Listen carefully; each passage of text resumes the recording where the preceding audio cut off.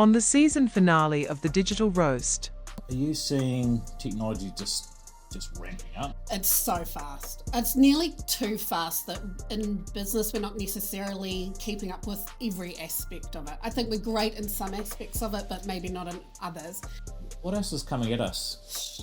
Can you give us a bit of a look into the future?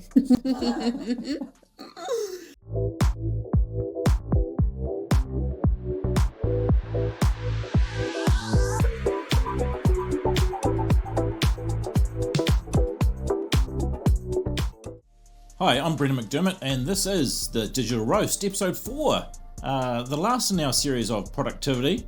And today we're going to talk about productivity, but look at more of the trends and innovations coming through. And we're going external today, and I've invited Robyn Stacey from Dicker Data. He's got one of the longest role names General Sales Business Development Manager. Welcome, Robyn. Thank you. Thanks for having me. So, we'll start with, I guess, a bit of your background. Let's dig into where you've come from in terms of technology and your roles in technology. Tell us a little bit about that. Well, I am one of those elder millennials, and I learnt typing at school. And so we didn't have phones, we didn't have computers when I was growing up. It was only at high school when I actually got exposed to technology as we know it, computers, typing on computers and things, wasn't even laptops.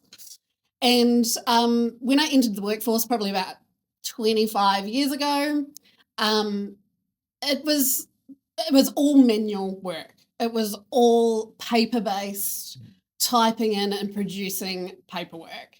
And those paperworks then got entered into systems, which from my understanding was fairly manual as well. So I think productivity has so improved over those 20-something years, where paper-based systems have turned into more computer-based systems, lots of databases, lots of outputs that you can get from data. And I think that's been a huge achievement for all of us in business over the last 20-something years. Yeah, and so we talked a lot in one of the other episodes around just how everything's just increasing in speed. So, we got the internet and that kind of went, this has really changed things for business. And then we've got social media, and now we've got AI. Are you, in your role, are you seeing technology just ramping up? It's so fast. It's nearly too fast that in business we're not necessarily keeping up with every aspect of it. I think we're great in some aspects of it, but maybe not in others.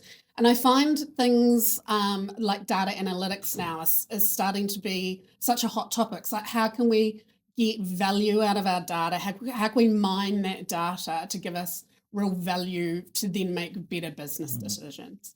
Yeah, a really good point. I mean, about data, because there is so much data, so much information, and it's like, where do you get the good stuff, and actually how do you make sense of all of it? Because I feel like we used to use a lot of Excel spreadsheets, and then it was just using our minds and the best of our knowledge to actually mine that data, where now we can actually put it into computer systems and get some great data to make way better decisions. Absolutely. And you're based in Christchurch.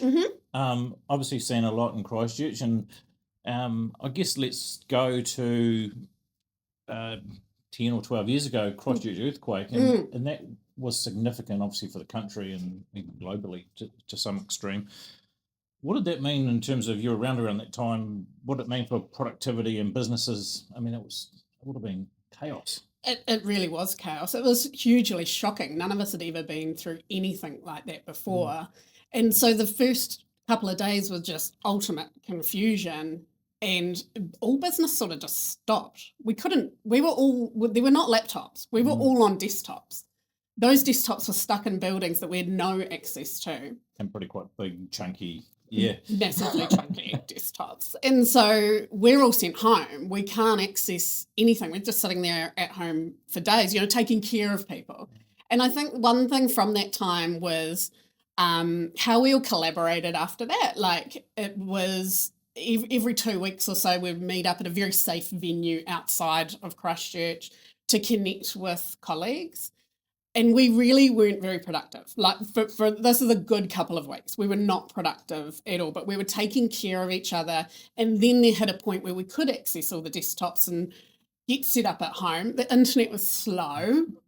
No, you couldn't talk to anybody. We didn't have phone plans or anything like that either. So we're all using our personal devices. So I think once everything slightly got back to normal, and we were allowed back into buildings where we could then take our desktops back in and start working again, there was just this huge togetherness that everybody in Christchurch felt. And with your colleagues, I think we're like nearly trauma bonded together sort of thing. So, and I think it showed us how to collaborate differently. And we used a lot. We really evaluated how we worked and how we could prepare this for the future. Because there were a series of earthquakes. There were a series of times we couldn't access buildings. So you sort of had to be prepared for anything. And that is when we started to get laptops. The laptops came in. So we were then portable.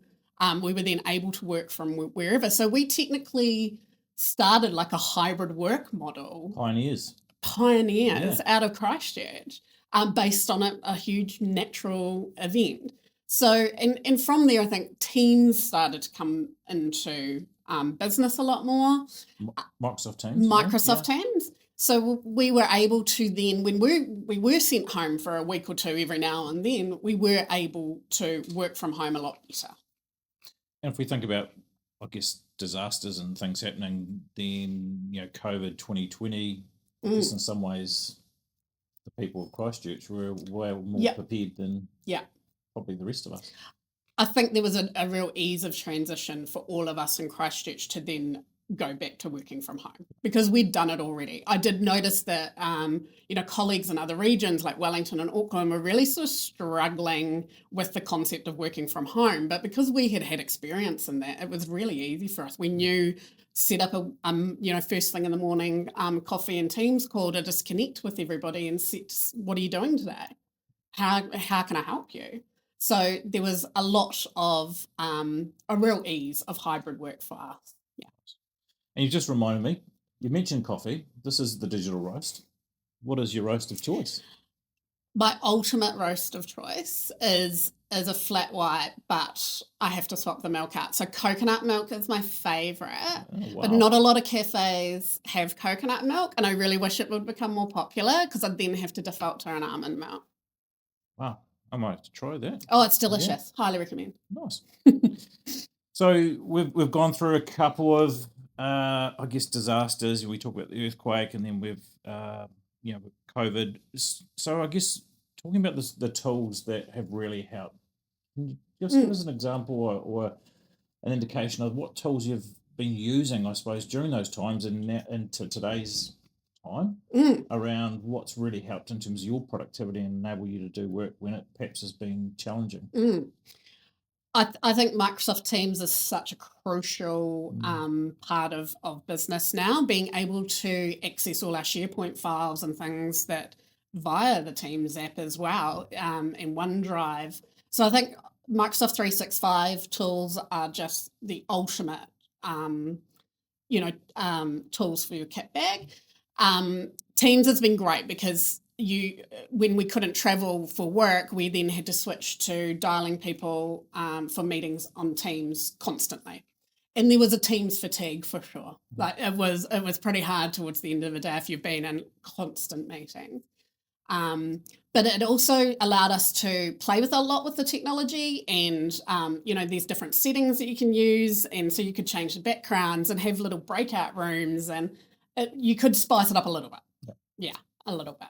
So Teams for me is like an ultimate as a remote worker, official remote worker. In our business, we're heavily head officed out of Auckland. Teams is just awesome for me. I still feel highly connected to the business, even though they're not in my region. But I also highly value, productivity tools like Bluetooth headsets. So like if I've just sat at a desk for 2 hours, I need a break. I need walking around the little local park with a Bluetooth headset and I'm still on a Teams meeting is just an awesome use of time. And it helped me be more productive during a day when you can do things like that. from Teams calls from the car. Awesome as well. It's a great use of time, especially if you're in a call where it's a big group and you're not leading the call necessarily. You're just listening and getting information. And for all the listeners, make sure we're on hands-free, of course. Of course. Absolutely. Yep. Full disclosure. And perhaps not looking at the screen. No. No, there's no video on. Excellent. I swear. And I know last year we collaborated with you guys around some co-pilot workshops and some really interesting stats coming out of those. 71% of people struggling to get work done in the day, 67% lack time to focus and be innovative, 61% wasting time searching for information. So how are some of these tools helping employees be more productive and actually start to reverse some of these trends? And I think it's a wee bit of a post-COVID headache with work and us all being quite time poor now.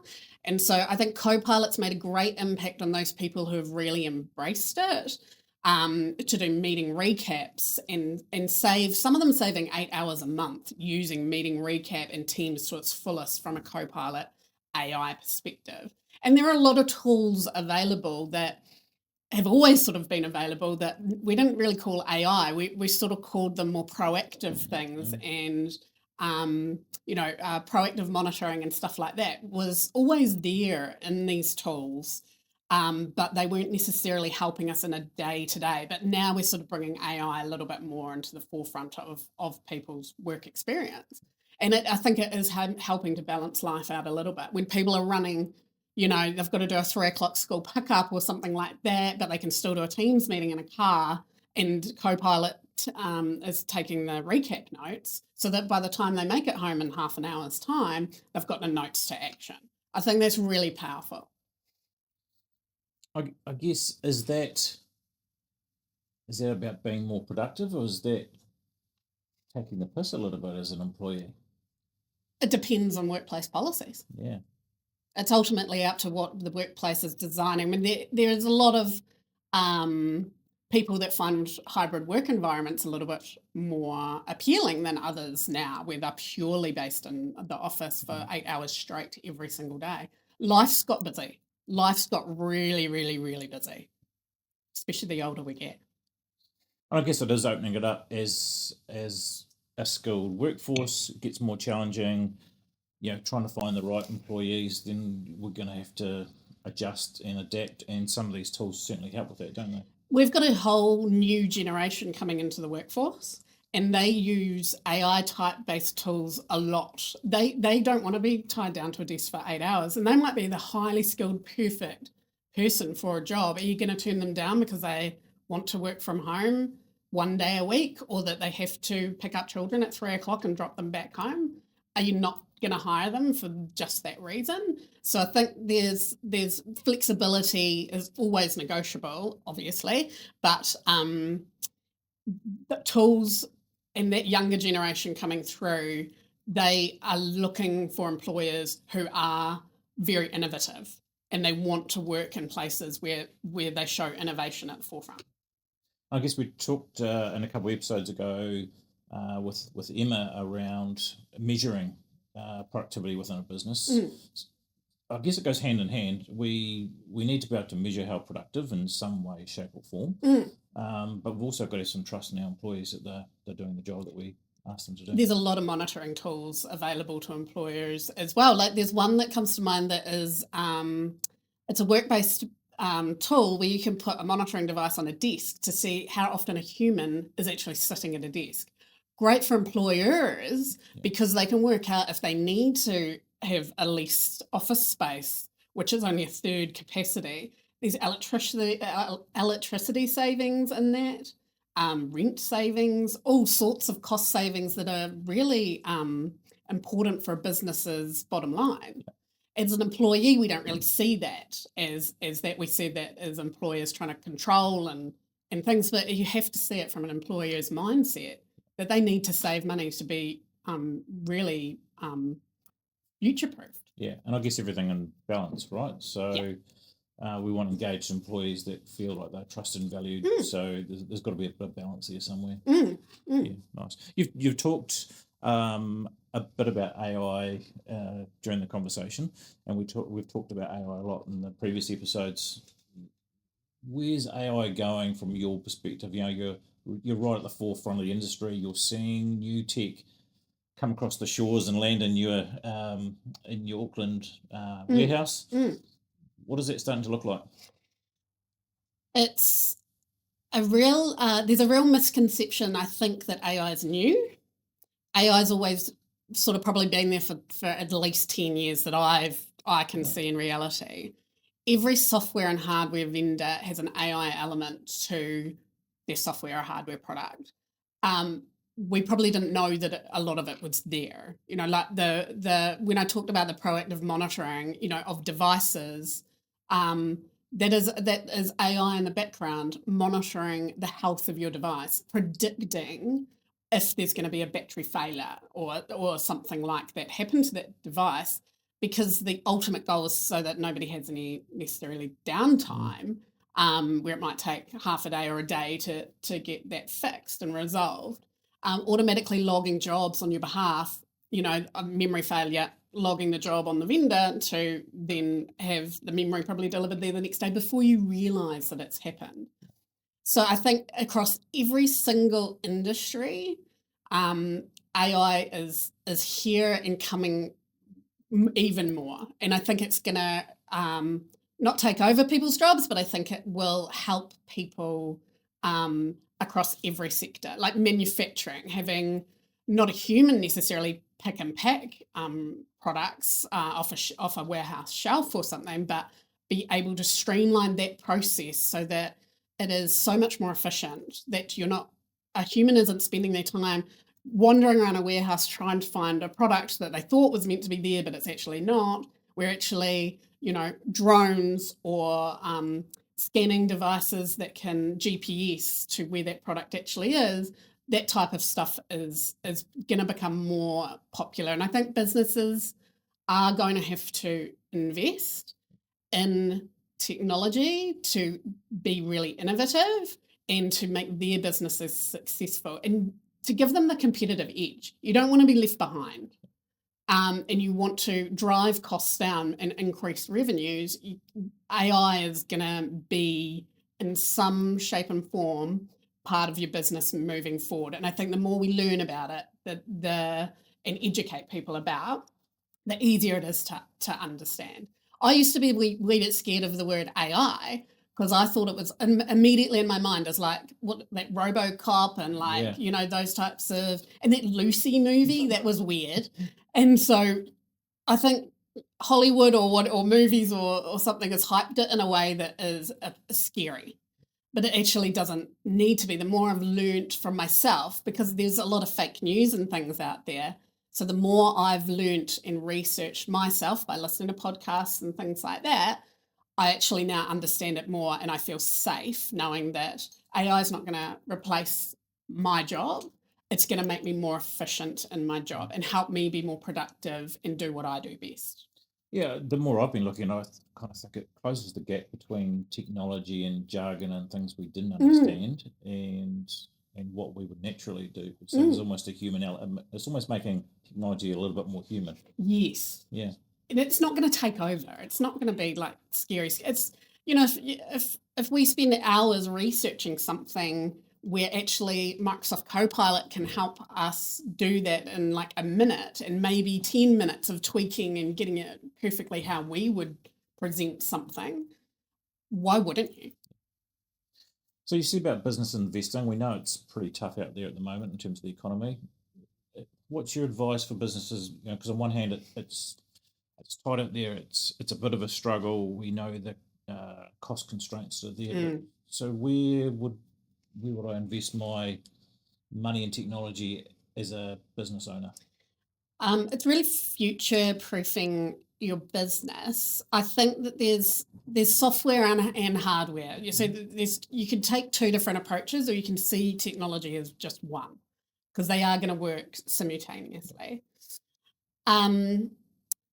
I think every business owner should be looking at where there are bottlenecks in their business and evaluating where they could actually save time and drive efficiency and productivity through a business. So if there's a task that takes somebody 5 hours to do, asking like professionals, like, is there a way I could cut that down to an hour? What are the and be curious. Yeah. Be like open-minded to it. Yeah.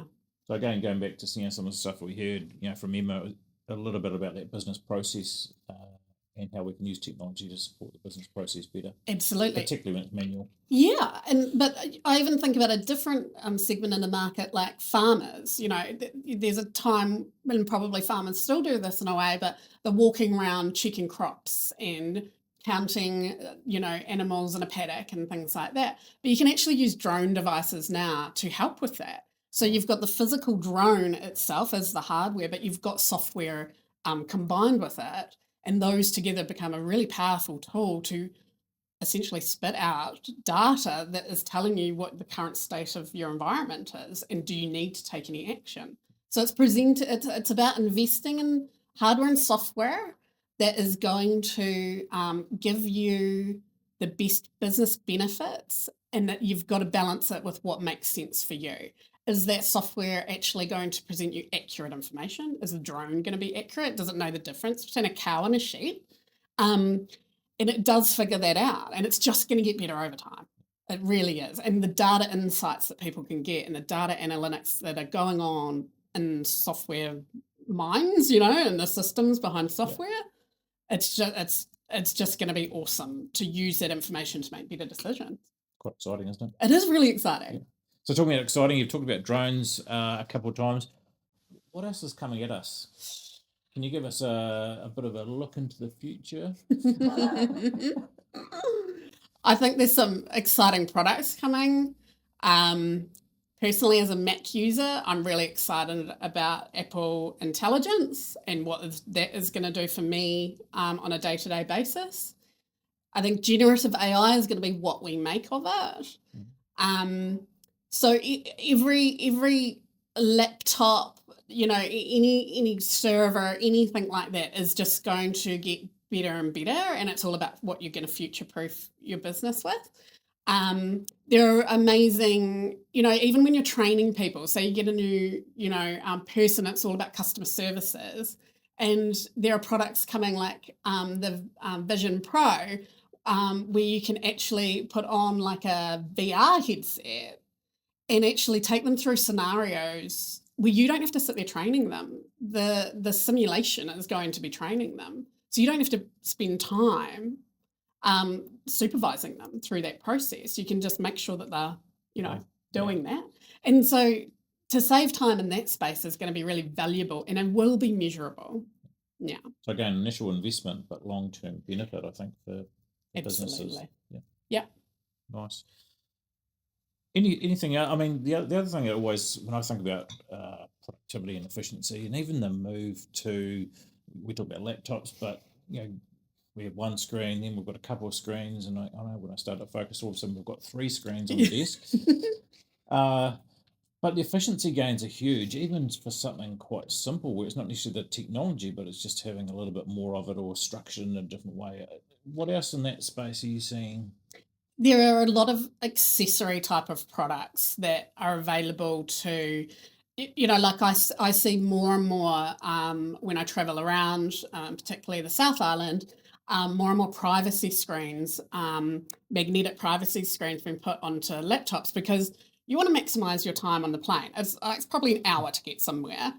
And so why not work away? So it's things like overlapping privacy screens, not necessarily built in for that particular period, period of time, but it needs to, everything that's coming needs to be reviewed in a per market segment. So are you in agriculture, or are you in manufacturing, or are you in professional services? Because each recommendation is going to be different because it's really customizable. Every business is different. Every business is different. Yeah. But there are general themes that you can take. For manufacturing, it's all about that, efficiency of workflow. Yeah. Nice. I guess lastly, we've talked a lot about, I guess, that productivity for business and then what's coming down. But you know, what sort of advice would you have for a business today that's going, "Oh, look, I need to do more in this technology space. Yes, I've got my technology supplier, but I'm not really sure I'm maximizing that." What's your advice to them? I think there needs to be a real look at every aspect of your business and where could there be some quick wins. Yep. And it might be really simple processes, but they might save somebody 10 minutes, you know. So look at business as a whole and look at technology as a real investment for future proofing your business. And we might not all be going to be using Microsoft Copilot or need AI PCs right now, but potentially in a year you will. And so by only, upgrading a fleet now and not investing in an AI PC could mean in a year's time that you're sort of stuck with that PC for a 3 to 4 year life cycle. So you might just feel a little bit left behind. So you want to take a lot of advice from businesses like Focus as to what to do in the next coming 1 to 2 years, because it is coming and it's going to be big. All this AI into technology. So it's making wise choices now.